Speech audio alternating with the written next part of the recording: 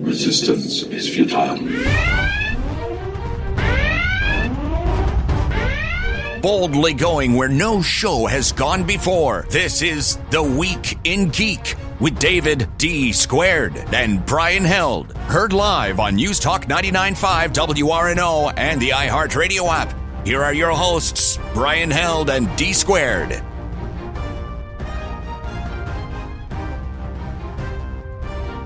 Greetings, people of Earth. This is The Week in Geek, your source for geek and pop culture news that's trending now. I'm your host, D Squared, along with Brian Held. How are you, buckaroo? Oh man, I'm good because guess what I got in the mail? A bomb. No, I got my Fallout 76 Collector's Edition on Friday. It was waiting for me on my doorstep. Ooh, nobody jacked it off your porch? Surprisingly not, because the box was huge, but of course I can't play it until November 14th, so then why are you sharing with me about your toy? Well, because it's got the... Is it an action figure? No, it's the T-51B powered armored helmet with voice-changing controls and a light on it and stuff. It's super cool. Will it fit on your giant melon? Stop. Yes, it will. It's a question. I'm just curious. It does fit on my head. Well, I went to go see Overlord today, so...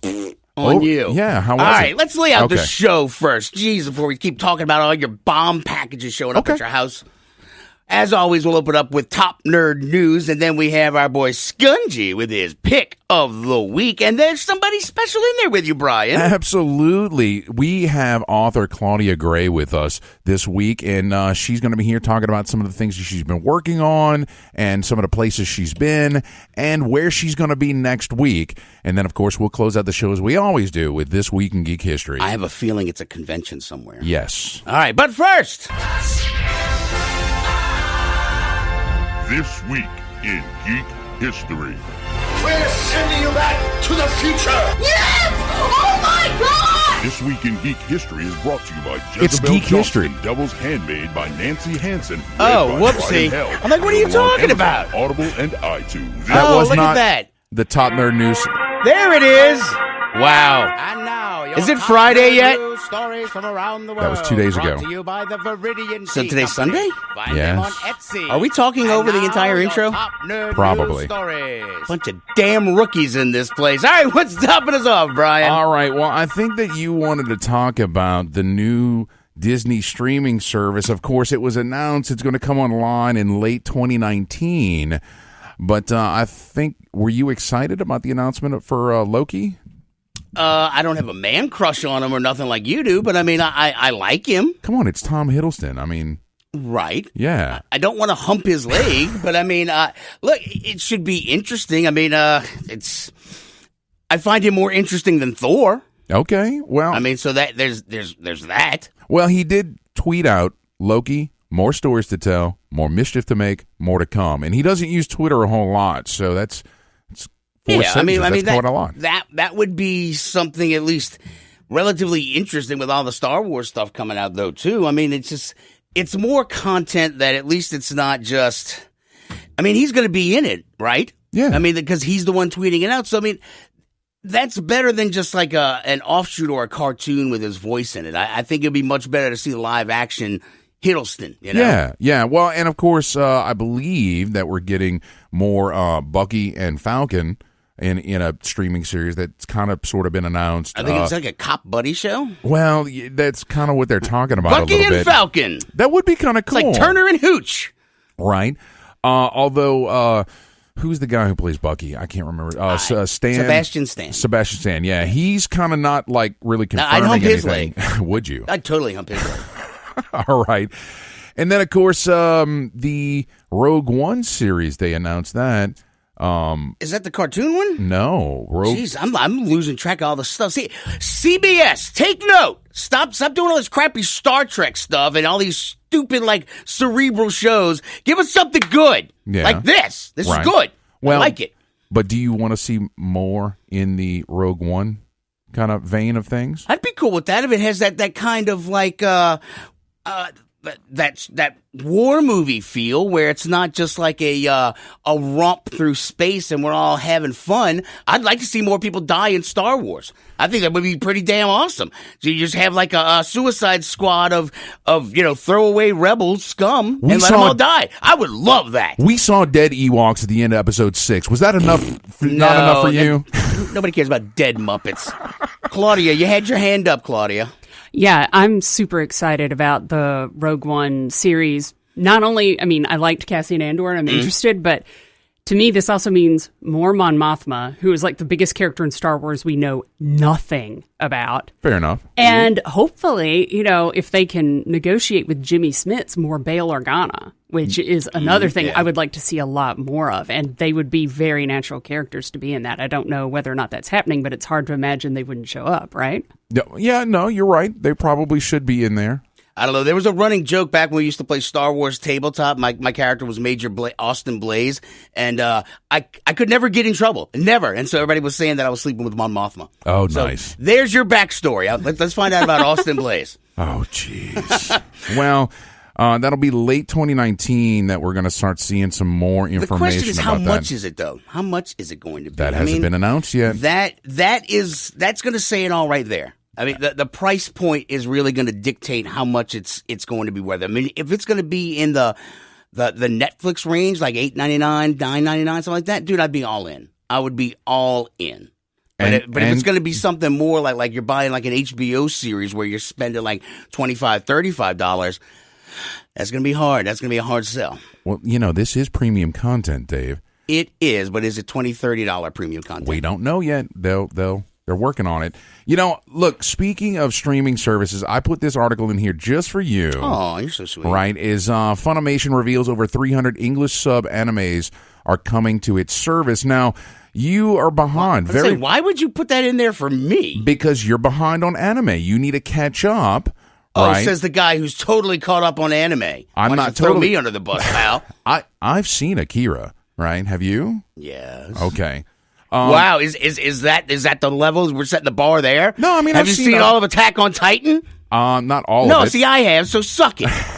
Jeez, Cowboy Bebop. Have you seen Cowboy Bebop? Parts of it, yeah. All right. Cowboy Bebop. Yes. Get the name right. Crunchyroll and Funimation have ended their partnership, so they're no longer sharing content. Of course, Funimation will lose several of their English-dubbed anime series, but they're going to gain 300 series. So there's a huge list. But the other reason I put it in here is that the service is only $6 a month, Dave. Wow, now you're speaking my language, Brian Held. You're speaking my language. I know you. There you go. Well, I always think back to who was the voice guest that we had on. Bryce Papenbrook from Attack on Titan. There's a billion of them, though. But one of them was talking about all the old backlog of anime when it first came out. So it might not have been Bryce. It was somebody who was older, had been an old hand at the voice industry. Talked about when they were all dubbing all of them as American, and they would buy them in giant lots of ability to use them. So they would, if they just wanted one movie, they'd have to buy like 40 of them. And so I can't remember which voice actor that was. Maybe Steve Bloom. He's done a lot of stuff. That might be possible. That might be possible. Here, Brian, you want to hear something really, really awkward? You guys, sure you don't want to be naked and just use your fists? I mean, this is getting real weird real fast. Pretty sure. I mean, why not, guys? We only live once. Not even for, 10 minutes? Nobody's responding to him. Right. Poor guy. Be fun. That wizard guy's been following us around, too. Multiple W's. Look, squirrel! Some of it One gets a little time he funny. woke me up at 4 a.m. He was under my bed. Just burping. All right, let's go fight some stuff. Sounded like a monster. I got real scared. I jumped out of bed. I ran downstairs. All Logic apparently could do. Yeah, Morty was talking trying about to play a game here, Morty. No one's interested in your dumb stuff. It's perfect. He's like, yeah, stop it. We're trying to play a game here, and it's the same guy using Rick and Morty. Yeah. So I think that we did talk about this, brought it up last week, but on Bethesda's Twitch channel last Thursday, they had Rick and Morty, or was it Josh Brolin? Yes. Yes. And Ninja and Logic get together and do a live stream of the beta of Fallout 76, and it was an absolute train wreck. It was a failure right off a jump. Like, they had technical glitches where, like, Morty would say something and then it wouldn't happen for like another 10, 15 seconds. The mouth was moving weird, and then Logic didn't know how to play the damn game. Wow. He didn't know how to play. Why would you ask somebody to be on a stream where you got to spend the first 10 minutes going, all right, A is to jump? I mean, really, that's crazy talk. That's terrible. And what's funny is the article that we were talking about over this says having a bunch of good ingredients scattered across a table doesn't mean you have a good cake. And that's the truth, because there's a lot of fans of Rick and Morty out there, a lot of fans of Logic and Ninja, but putting them together didn't make magic. Nope. It took us a while to get our chemistry together, Brian. It did. Even though I just want to choke you every night, it's still, nobody would know that unless I just admitted it on the... Oh, crap. Yes. All right, what's next, Brian? Buddy old pal of mine. This one's kind of nifty. I found this out today that Die Hard is returning to theaters on Wednesday. But it's too early. It has to come out in December. It's a Christmas movie. We all know it's a Christmas movie. Bruce Willis, quote unquote, Die Hard is not a Christmas movie. It's a bleep Bruce Willis movie. What does he know? He's drunk all the time. Well, what does he know? But this year is the 30th anniversary of Die Hard, and so Fathom Events is bringing it back. It's actually tonight and on Wednesday. Should be able to find a theater that has it at 7 p.m. All right, in your area. What is going on up in Chicago where now PlayStation users have to pay an amusement tax? Yes. What is that? So Chicago has a entertainment tax in their local area, and they recently changed some legislation to extend it to video games, streaming services, theater performances, etc. So, yes, you have to pay a 9% amusement tax when you purchase video games, and if you're on the PlayStation Network and you have an address, a billing address in Chicago, and you make an online purchase, you have to pay that tax. For just video games, though? It's pretty much anything you purchase inside the PlayStation Network. So, all right, so like Fortnite. Like, I just bought... Oh, God, I love Fortnite. I've been playing it, a lot more recently. They have NFL skins now, Brian. Okay. I got to play as Drew Brees running around slaughtering little 12-year-olds. Somewhere, Drew was probably like, I suddenly feel a disturbance in the force. Right. I'm not a child murderer. But that's what I did. Those little 12-year-olds with those freaking cat-like ninja reflexes. I took them down, man. So we were talking about Chicago and taxing the PlayStation users. So your specific question was, you purchased some Fortnite stuff. Do those purchases, you have to pay more for an amusement tax if you got to buy skins and V-Bucks and things like that? I'm sure. Like DLC? Yes. I'm sure any purchase that goes That's through... horse crap. And Xbox owners are already paying that tax. Microsoft has already complied with it. It seems that Apple is the only holdout in the area because they're fighting it over belief that it violates the Internet Tax Freedom Act, which is a 1998 law that prohibited state and local governments from collecting Internet-only taxes. Yeah, Sony is like... This is a conversation. We're going to have to move on for this one, but this is interesting, though, because, if you really think about it, it's like, okay, we... like Black Friday and Cyber Monday and stuff, you're paying some of the taxes. A lot of times, the best part about Cyber Monday is not having to pay taxes. And look, when you buy all the stuff for like Battlefront and all these other things where you buy skins and stuff, you're not paying really any extra tax for it. So now I'm wondering... Dave, your free ride is coming to an end. You need to contribute to your community and pay those taxes. Yeah, I do. But I'm more concerned that the money is going to go to just non-cool things. What, like lining politicians' pockets? Yes. Yes. That would be it. What are we talking about next? Overlord. I went and saw Overlord today. Okay. It was freaking awesome. J.J. Abrams produced it. It is a World War II zombie movie. It's not really a zombie movie, but it was fun. It started off just like they went straight to the actions. It basically starts with D-Day. They're in the plane. They're dropping into Normandy, and it was awesome. It was fun, and there wasn't really much of a lull, and it was a cool new take. I mean, I can't tell you how many times I've watched some god-awful World War II movies where they try to do the supernatural kind of things with werewolves, Nazi wolves, and all that stuff. Right. This one just felt more real, more fun, more organic, and it was good, man. I would strongly suggest people go check it out. It was a good time. I even went with Dean, my 5-year-old. Oh, wow. And he enjoyed it. Okay. He's like, I like zombies and guns. I'm like, that's my boy. There you go. Yeah. You're Did welcome, anybody world. scalp some Nazis? No. They said the F word a few times, so I'm just like, yeah, well, but hey, I make bad parenting choices every day. Yes, you do. Today was no different. All right. What else did There was something, one last thing. What was it? Was it the, Shrek.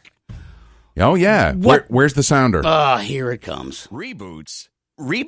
All right. Don't talk to me about reboots. All right. Why are they rebooting Shrek? Okay, hold on. Don't go off half-cocked, all right? All right. I don't really think it's a reboot as more as a revamp, but then what's the difference? What they're basically trying to say is, hey, look, we want to continue moving forward with the Shrek franchise, but we don't want to seem like we're rehashing all this kind of stuff, so there are many stories to mine within the Shrek universe, so let's expand our view and tell some new stories in this space. The whole fun part about it was like, having the little Easter egg type people in the background, and the king, the dad at the end, becoming a frog because he was the one, that was a frog prince. I mean, it's just all those weird, cool little freaking things made Shrek. And then Donkey. Getting it on with the dragon. They're going to be keeping Eddie Murphy and Mike Myers and those voices and stuff, but who knows what the hell any of this means or what I said means, actually, because it sounds like a pile of garbage, to be honest. In the trailers today, though, they had they're rebooting Pet Sematary. Okay. It actually looks kind of cool. I mean, I love the reboot of It. I mean, it was scary as It. Right. that movie made my skin crawl. I'm still holding out for new content. All right, there's a fantastic book called Defy the Stars that I'd love to see a movie made out of, and I know the author, so maybe we can make that happen. Do you? Yes, really? I do. All right, guys, stay tuned. When we get back, we're going to talk to our boy Skungy and his pick of the week. Stay tuned. You're listening to The Week in Geek on News Talk 99.5 WRNO. Boldly going where no bar has gone before. The Bad Wolf is a bar, restaurant, and game shop all in one. You can't beat our specialty drinks, fresh food, and a variety of RPGs, board games, and miniature games for sale or rent. Stop by and hang out, or attend one of our regularly scheduled events, all in a non-smoking environment. The Bad Wolf Bar and Grill is located at 2010 O'Connor Street in Gretna, or find us at badwolfbar.com. The Bad Wolf Bar and Grill, where everybody knows your game. Friends, is your morning tea just not your cup of tea? Then try the tea blends of Viridian Tea Company. At Viridian Tea Company, they sell blends guaranteed to make you think outside the box. With such blends as My Enemy's Tears, Goth Librarian, Cyberpunk, and many more, your tea experience will be out of this world. Look for the blends at Tubby & Coo's Mid-City Bookshop, located at 631 North Carrollton, or on Etsy at Viridian Tea Company. Try Viridian Tea Company today. Your taste buds will thank you. You've waited for it, and now it's here. Get your very own Week in Geek Radio Show t-shirt and help support our show. These 100% cotton black t-shirts with the Week in Geek Radio Show logo are going fast. So don't wait. Go to twigradio.com and order your shirt now. Just go to twigradio.com and get your very own Week in Geek Radio Show t-shirt. $15 up to XL, $17 for 2X and 3X. That's twigradio.com.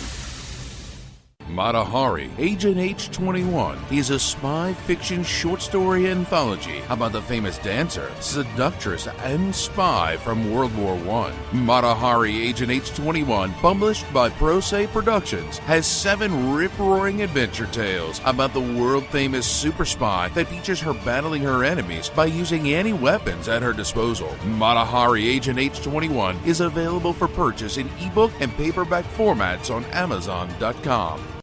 Do you have a message or logo that you need the world to see? Then rely on the folks at Gretna Signworks to use their expertise to deliver your design. With over 15 years in business, Gretna Signworks can do commercial and yard signs, banners, screen-printed t-shirts, magnetic signs, vehicle graphics and lettering, and so much more. Gretna Signworks also has an exceptional network of suppliers, so no job is out of scope. Find Gretna Signworks on Facebook or visit them at 2125 Belle Chase Highway today. Join us this fall at Contraflow, November 16th through the 18th, a science fiction convention featuring writers, artists, and entertainers from all over the country. Contraflow will have gaming, music, an art gallery, vendors, and more. This year's featured media guest is actor, writer, and producer Manu Intiraymi from Star Trek Voyager. And the featured author guest is Claudia Gray, author of Leia, Princess of Alderaan. Contraflow, November 16th through the 18th at the Airport Hilton in Kenner. For more information, check out their website at contraflowsci-fi.org or find them on Facebook.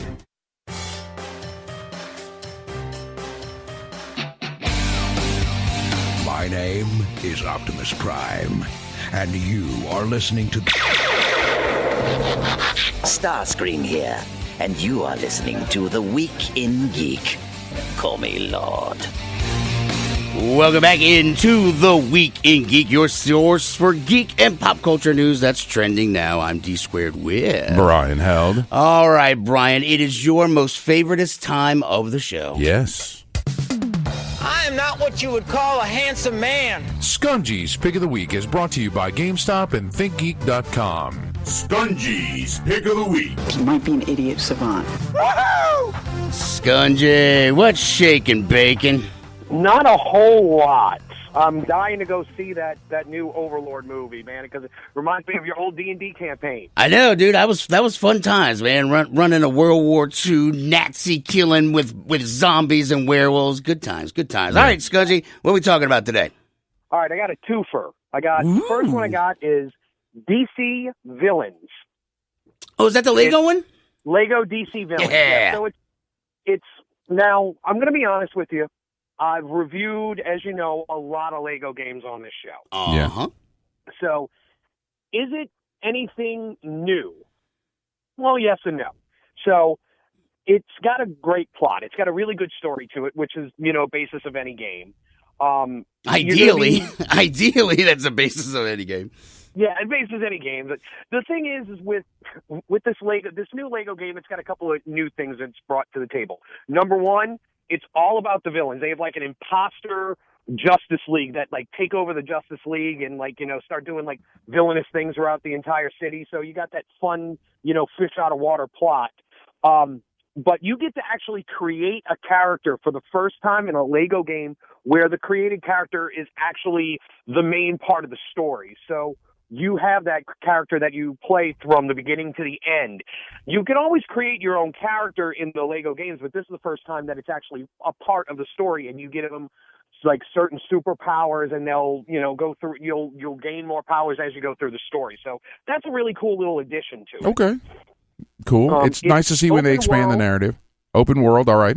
Yeah, it's open world. You get to be in like Gotham and Metropolis and other known DC worlds. One of the coolest things about this, though, is all of the voice acting in it is just amazing.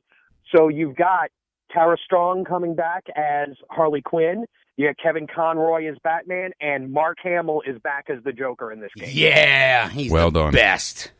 And so the script is really funny. It's really refreshing. I mean, Lego humor is always really good, but now they have some good DC writers on it as well. So you've got, a little bit lightheartedness, what DC should be, not as dark as they're trying to make it. But it's dark and gritty, like the Dark Knight himself. It's terrible. Terrible. But yeah, the gameplay is the same, basically going through, collecting studs, doing little puzzles here and there. So, I mean, they're not reinventing the wheel here, but, I mean, it's a fun game. All the Lego games are fun, and that's what they're just meant to be. Just have a good time and smile a little bit, and you can play it multiplayer. You can play, all ages can play it, so it's a great little family game. Do you get to name your guy? The customizable? Yes, you get to name him. Nice. That's fun. Yeah. All right. Cool. I'm sold right there. I just want to make my own Lego villain. All right. Well, price and platforms on DC Lego Villains. So the price is going to be $60. There's also a deluxe edition that comes with extra story modes, and whatnot, extra characters.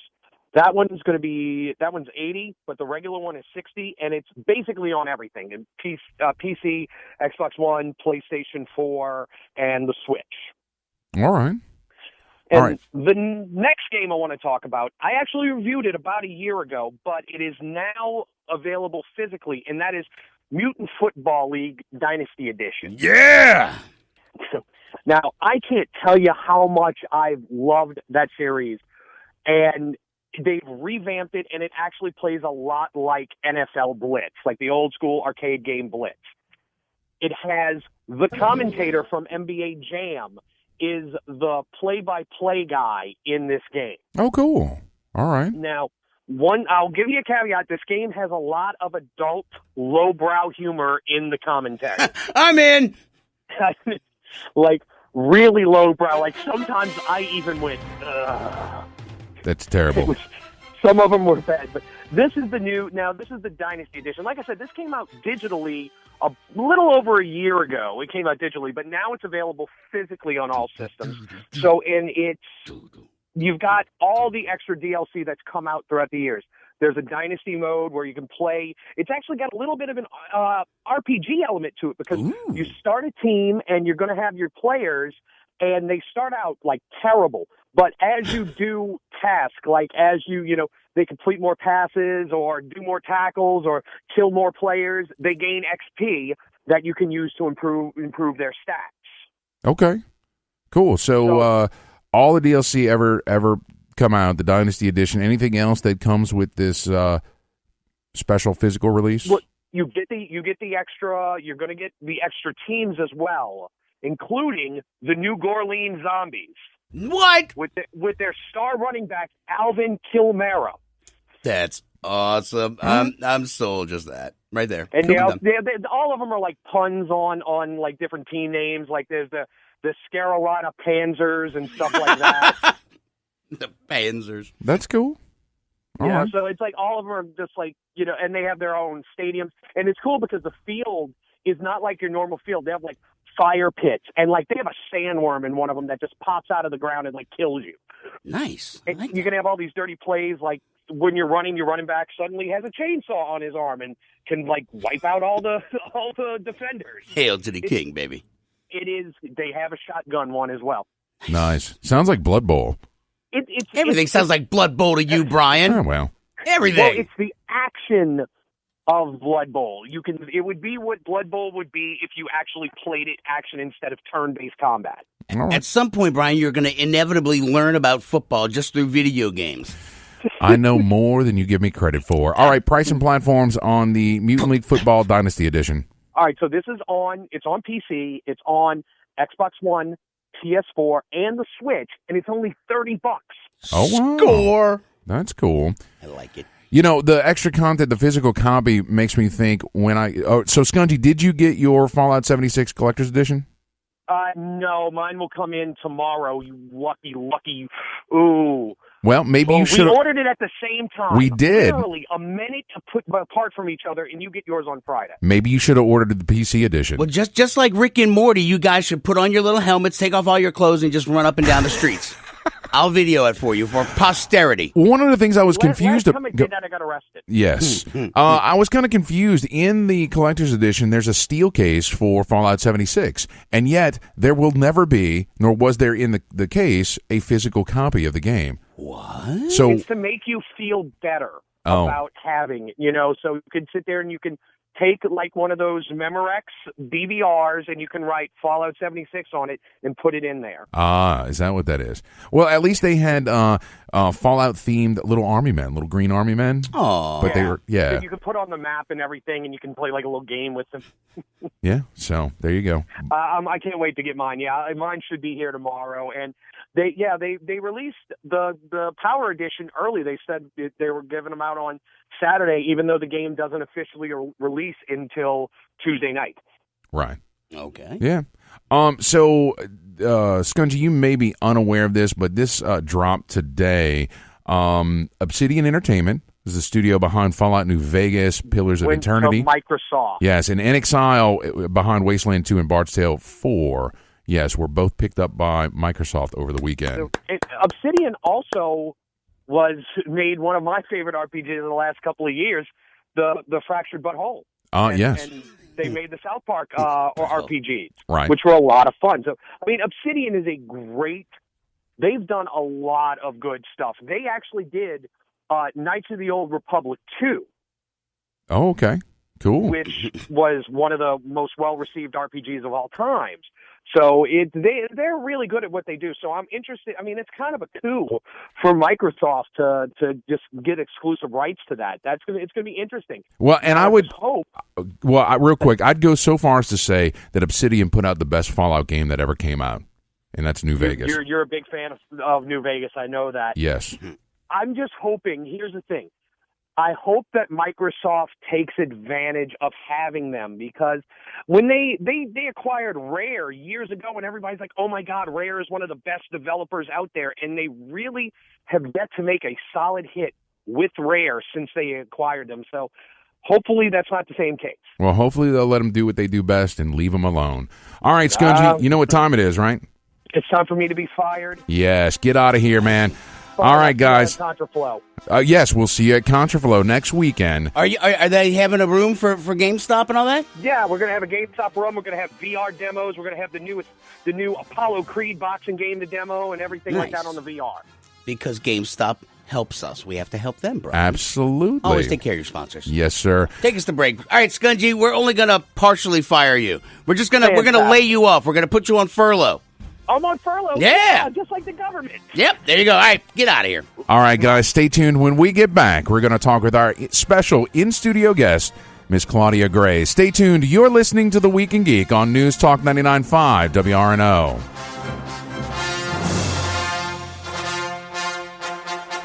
Boldly going where no bar has gone before. The Bad Wolf is a bar, restaurant, and game shop all in one. You can't beat our specialty drinks, fresh food, and a variety of RPGs, board games, and miniature games for sale or rent. Stop by and hang out, or attend one of our regularly scheduled events, all in a non-smoking environment. The Bad Wolf Bar and Grill is located at 2010 O'Connor Street in Gretna, or find us at badwolfbar.com. The Bad Wolf Bar and Grill, where everybody knows your game.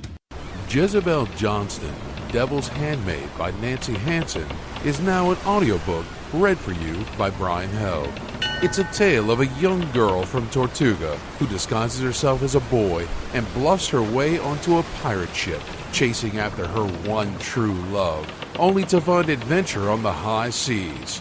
Jezebel Johnston, Devil's Handmaid is available on Amazon, Audible, and iTunes. Get your copy of Jezebel Johnston today. Do you have a message or logo that you need the world to see? Then rely on the folks at Gretna Signworks to use their expertise to deliver your design. With over 15 years in business, Gretna Signworks can do commercial and yard signs, banners, screen-printed t-shirts, magnetic signs, vehicle graphics and lettering, and so much more. Gretna Signworks also has an exceptional network of suppliers, so no job is out of scope.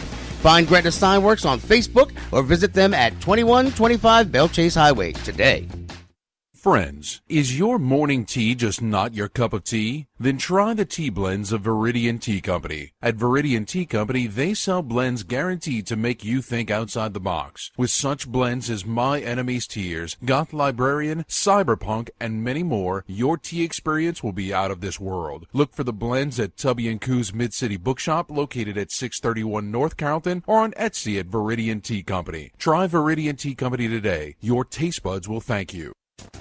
You've waited for it, and now it's here. Get your very own Week in Geek Radio Show t-shirt and help support our show. These 100% cotton black t-shirts with the Week in Geek Radio Show logo are going fast. So don't wait. Go to twigradio.com and order your shirt now. Just go to twigradio.com and get your very own Week in Geek Radio Show t-shirt. $15 up to XL, $17 for 2X and 3X. That's twigradio.com.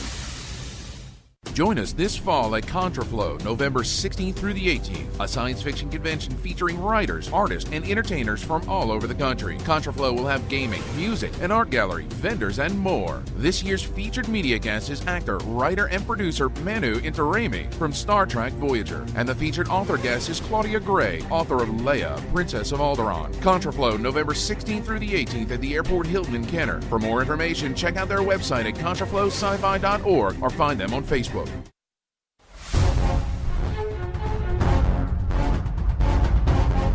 Welcome back to The Week in Geek, your source for geek and pop culture news that's trending now. Like them on Facebook at The Week in Geek Radio Show. Here are your hosts, D Squared and Brian Held. Welcome back into the Week in Geek. I'm D Squared along with Brian Held. All right, Brian, let's talk to our guest. Absolutely. So joining us in studio is author Claudia Gray. How are you? I'm doing great. How are you? I'm doing wonderful. So, and that's great that you are doing so well, just because I know you've been so busy. Yeah. You've been traveling in Europe, right?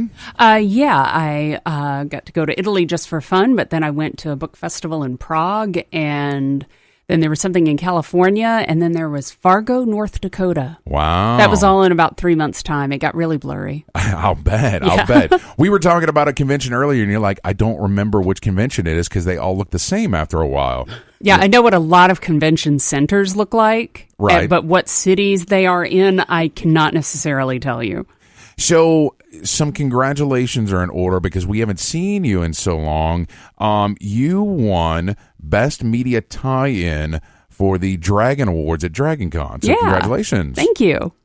Now, do you know much about the Dragon Awards at all?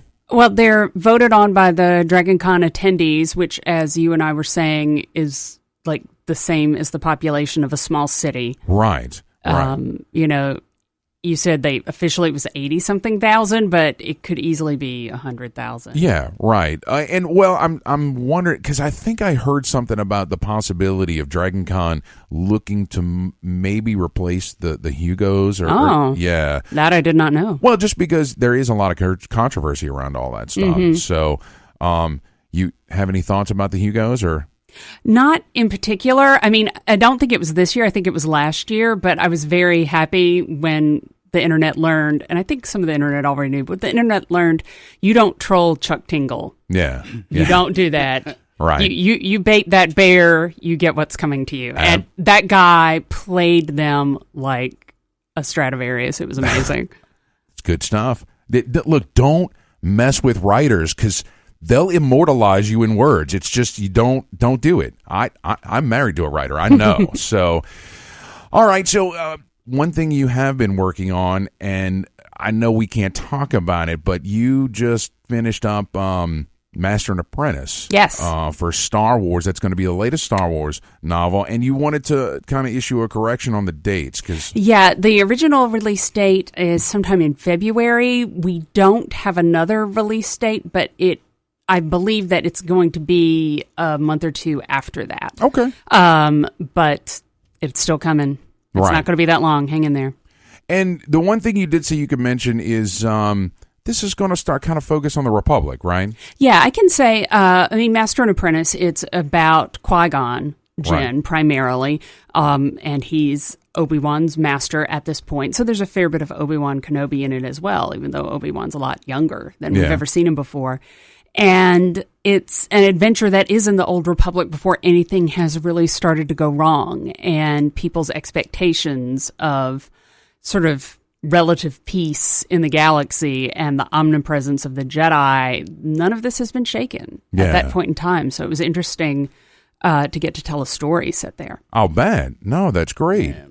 Now, so because you're working on so much stuff and there's so much that's coming up that we can't dig into a whole lot, I kind of wanted to step back for a second. And when when the sale was announced, Lucasfilm to Disney, and we had our list of canon, and then everything coming out since then is canon. I've had this sort of theory, right? Okay, tell me it. Well, it starts out when you look at episode 4. When you watch A New Hope, everything is presented in context. I understand that there's an evil empire. They have dissolved some sort of galactic senate, and the rebels are fighting against them. And there's enough there for me to follow everything, okay? But when I watched The Force Awakens, there's this Federation, and then there's a resistance, but they're working with the Federation. Shouldn't they be resisting and then there's a First Order, and shouldn't they technically be a rebellion because they're fighting the established government? And there's so much confusion for me because I don't think what was presented on screen gave me enough context. So my theory is that you have to consume all of the canon in order to fill in all those pieces. Do you think that's a fair assessment? I think that is true. I don't necessarily think it's by design. Okay. Yeah, I mean, I loved The Force Awakens, but that was one of my few complaints with it, that I didn't feel like it had enough context. And, when I first saw it, I had already written Bloodline, right, which did have some of the context in that novel. And so I had more than anybody else going into this, and I was still like, I'm still a little lost here. So, I think that's probably true. I don't think there's some sort of Machiavellian master plan to be like, oh, yes, they must buy the entire middle grade series and, the Qui-Gon action figure and this, if they're ever going to know what's happening. I don't think it's quite that organized. No. Well, no, but I mean, after how many years since it's been released, I finally have some good feeling that you, who've written canon, didn't follow what was going on. So I don't feel like such an idiot is what I'm saying. No, that's great. All right. Well, yeah. And also, just speaking as like a huge fangirl nerd. Yeah. Like, I've always loved the things where you go, wait, what was that? Like the little open doors in canon. I know some people, it drives them crazy. For me, I'm like, oh, that's where the fanfic goes. Right. So I kind of love that. I may be atypical in that way. No, but that's cool. Now, let's see. So you've got Bloodlines, Princess, or Leia, Princess of Alderaan, and then, what is it, Lost Stars. Lost Stars. Which one of, or let's see, Leia goes to her teenage years. Yeah, She's 16. Yeah, that's how Leia, Princess of Alderaan, is how she first gets involved in the rebellion. Because when we see her in A New Hope, she's 19, and she's already one of the big leaders. Yeah. And believably one of the big leaders. She's that in control of sort of the overall situation. So this is not a person who started small. Yeah. And the Lost... Lost Stars, that is original characters, and it's set primarily around the events of the first trilogy, and it sort of asks, okay, you're not the big hero, you're not the main villain, you don't fire the final shot, you don't have the battle plan. What do you think is happening? Like, what does the average person on the average planet, or somebody who's just one of those many people in a black outfit on a Star Destroyer, or one of the umpteen X-Wing pilots that doesn't get to hang out with Luke Skywalker, right? How much do you know? And what are your opinions of it? And how do they learn the things that they learn? Because if you really think about it, there would have been a lot of cross currents and a lot of misinformation going on there. Absolutely. So it was fun to dig into that. Well, and that makes me think of, what's your favorite Star Wars book about the Cantina that goes into the backstories of all those characters? Tales of Mos Eisley. Yeah. Oh, yeah. Yeah, and it just it took all those characters that just had maybe 2 seconds of screen time and just mined them for material. And it was really cool because it puts... That was the best thing about Star Wars initially. Like, right after the first one came out and 2 came out, it's like... You wanted more, right? And it wasn't there, so the comic books filled that in. Because movies, it's at the end of the day, it's really only 2 hours of stuff. And if you love something as much as probably all of us here love it, you want to know more about it. And it's cool to follow those little rabbit holes and just go down there and see where they're all going. That's why I'm glad that they put the kibosh on the Boba Fett thing, because we know. I want to know about the dude who's, fixing windshields for X-Wings in, whatever, Bespin. Right. Just hang out in Cloud City, fixing X-Wing windows, I want to know what he does. Yeah, you want stuff that has a reason to be. Right. That's giving you a window. Which, right. I mean, don't get me wrong, I enjoyed the movie, but Solo didn't have a reason to be. No, it just kind of didn't. Like, there are so many ways you could have made it. Like, if they had been like, okay, this is a movie about the criminal underworld in Star Wars in this era, and by the way, it happens to really involve young Han Solo and young Lando, I think that would have been something where you would have been like, oh, yeah, we need to know that story. I think that, but with Solo, we've already seen Han Solo's big transformative moment, and it's in A New Hope, so... you've got nothing there. Right. And when I got out of the theater for that, I was kind of like, that was great. Who cares? I just kind of... It seemed like a big, giant homage to fans. It was just like, it was almost kind of like, we know you love this, so here's some more random stuff. And then, throwing in your boy at the end of the movie, too. It's just like, really? Yeah. No, I did love Lando and L3, though. Right. I would have watched a Lando and L3 movie. Nice. Little fanfic going on there. Oh, yeah. Yeah. That couldn't have been an all-ages production, so... Nice. All right, well, one of the reasons that we brought you on tonight is your appearance next weekend. You're going to be at Contraflow at the Airport Hilton in Kenner. Now, when you go to typical shows, like, what do you do? Is it just interacting with fans? Do you sit on panels? Do you do all of it kind of deal? Or it varies a lot. Yeah. As a general rule, I'm on a few panels, and I'll either have signing times or be sort of with a bookseller and be there on the floor a lot of the time.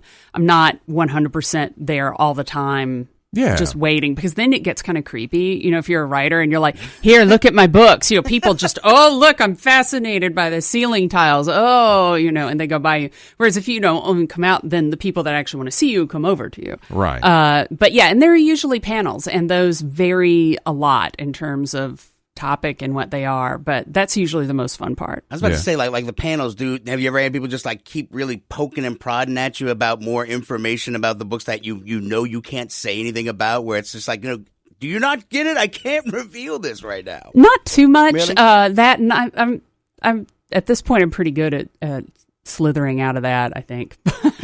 But yeah, most people understand. You know, I always joke like, okay, guys, if I tell you that, you know, the drop ceiling is going to come apart and the Lucasfilm lawyers are going to rappel down, you know, in Kevlar, and it's going to all be over.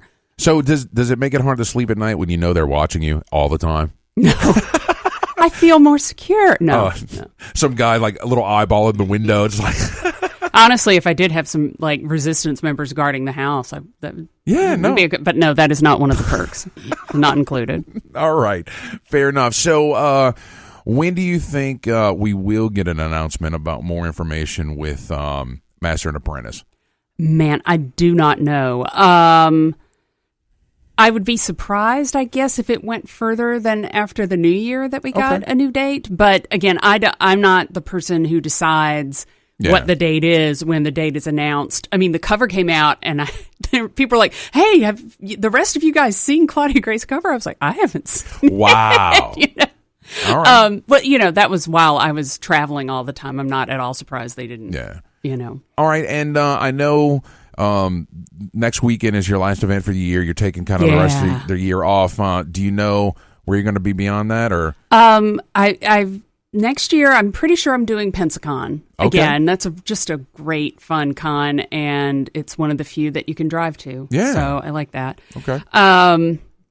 I think, I don't know for sure, but I strongly suspect I'll be at Star Wars Celebration in April, which will be cool. I've never been to one. Really? No, never. Oh, they're a lot of fun. Yeah. I'm really psyched about that. Okay. So I suspect that's going to happen. And beyond that, I'm kind of just waiting to see what develops. All right. Well, where can we get all your wonderful books, and where can we follow you on social media, all that? They're sold wherever books are sold, D squared. But no, you could, online, you can go to my website and find links. If you want signed copies, Octavia Books here in New Orleans, they will always arrange that for you. I'll come in and sign for them. They call, if you're not from New Orleans and you need it mailed to you, that can be arranged too. Cool. So that's good. And social media, I am not as active on anymore as I once was. I still have a really active and dorky Tumblr, though. And I'm on Instagram. So you can go to my webpage, which is claudiagray.com, Gray with an A, and it has links to all the different social media that I have. So you go there, follow where you want to follow. No, awesome. Good deal. Well, Claudia, we love you so much. Thank you for coming in. Oh, thank you guys for having me. Awesome. All right, guys, stay tuned. When we come back, we're going to close out the show as we always do with This Week in Geek History. Stay tuned. You're listening to The Week in Geek on News Talk 99.5 WRNO. Friends, is your morning tea just not your cup of tea? Then try the tea blends of Viridian Tea Company. At Viridian Tea Company, they sell blends guaranteed to make you think outside the box. With such blends as My Enemy's Tears, Goth Librarian, Cyberpunk, and many more, your tea experience will be out of this world. Look for the blends at Tubby & Coo's Mid-City Bookshop, located at 631 North Carrollton, or on Etsy at Viridian Tea Company. Try Viridian Tea Company today. Your taste buds will thank you. Mata Hari, Agent H21 is a spy fiction short story anthology about the famous dancer, seductress, and spy from World War I. Mata Hari, Agent H21, published by Pro Se Productions, has 7 rip-roaring adventure tales about the world-famous super spy that features her battling her enemies by using any weapons at her disposal. Mata Hari, Agent H21 is available for purchase in ebook and paperback formats on Amazon.com. Boldly going where no bar has gone before. The Bad Wolf is a bar, restaurant, and game shop all in one. You can't beat our specialty drinks, fresh food, and a variety of RPGs, board games, and miniature games for sale or rent. Stop by and hang out, or attend one of our regularly scheduled events, all in a non-smoking environment. The Bad Wolf Bar and Grill is located at 2010 O'Connor Street in Gretna, or find us at badwolfbar.com. The Bad Wolf Bar and Grill, where everybody knows your game. Join us this fall at Contraflow, November 16th through the 18th, a science fiction convention featuring writers, artists, and entertainers from all over the country. Contraflow will have gaming, music, an art gallery, vendors, and more. This year's featured media guest is actor, writer, and producer Manu Intiraymi from Star Trek Voyager. And the featured author guest is Claudia Gray, author of Leia, Princess of Alderaan. Contraflow, November 16th through the 18th at the Airport Hilton in Kenner. For more information, check out their website at contraflowsci-fi.org or find them on Facebook. Hello, creeps. It's me, John Kassir, the voice of the Crypt Keeper, and you're listening to The Week in Geek.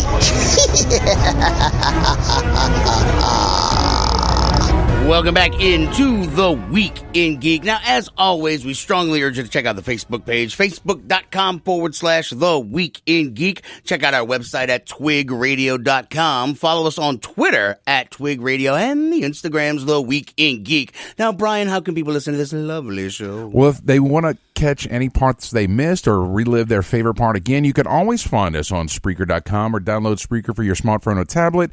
We're also on iTunes, YouTube, Google Play, Spotify, Stitcher, the iHeartRadio app, and at WRNO.com. This Week in Geek History. All right, we already heard it. It's brought to you by the Viridian Tea Company. All right, Brian, what's topping us off tonight? All right, first item on my list is November 5th, 1605. 1605? Remember, the 5th of November, the gunpowder treason and plot. I know of no reason why the gunpowder treason should ever be forgot. Guy Fawkes Nights. Or, I thought it was V for Vendetta night. Well, no, that's the reason for the movie V for Vendetta is Guy Fawkes Night, the guy who tried But it was based on... It was based on something in history? It wasn't a real thing? Yeah. I thought, okay, never mind. The Guy Fawkes who tried to blow up Parliament and was caught, and now they burn him in effigy every year. But I did absolutely on November 5th watch V for Vendetta because you kind of have to. All good British people should. It's a British movie. All right, what's next? All right. November 6th, 1894. Sees the patent granted to the very first mousetrap, invented by William C. Hooker of Illinois. So when did it start coming about with the old adage, got to build a better mousetrap? Right. Well, after this guy got the first one. That's when it started up? Yeah, so in the late 1800s. All right, well, good. See, we learned something new now. Thank you. All right. Now, we've had a lot of Star Wars on tonight. How about November 7th, 2003? Sees the premiere of the animated Star Wars Clone Wars series. Of course, set between the episodes 2 and 3, and it was its debut on Cartoon Network. Cool beans. Yes. And, clock's running down. Yes, it is. November 8th, 1991. The first Turing test is held. That's the test. If it's a real computer or not, or a real person, or an AI, or AI, yes. So that happened then. And last on my list is how did they do it though? It's like, hey, computer, are you real? Well, it's blind test between humans talking to computers or talking to people, and they have to figure out what they're talking to. Okay. Yeah. All right. Last one. We got a minute and a half. Yes. November 11th, 1991. Sees the episode Good Night, MacGyver Part 2, which reveals his first name. Do you remember what it is? Oh, it's like a C. It's like Connor? No, wait. What is it? It's Angus. It is Angus, yes. I knew it was something Irishy. Yes, Love all me right. some MacGyver. I know. All right, birthdays. Madison McLaughlin on the 5th. She's from Baton Rouge. On the 6th, Emma Stone. On the I love 8th, her. Gordon Ramsay. I love him too. Yes. On the 9th, The Incredible Hulk. Rampaging a-hole, but God, I love him. Yes. On the 9th, Lou Ferrigno. Okay, what are we doing this weekend, Brian? We got like 40 seconds. We gotta talk about Contraflow Sci-Fi at the Airport Hilton in Kennebraw. We're going to be there all weekend long. We're doing opening ceremonies, the costume contest, all that good stuff. Come and hang out with us. We'll have plenty of swag from our sponsors to give away. And, yeah, so have a great week and come have a great weekend with us at Contraflow. Absolutely. Till next time, keep your nerd flag raised high. GFL.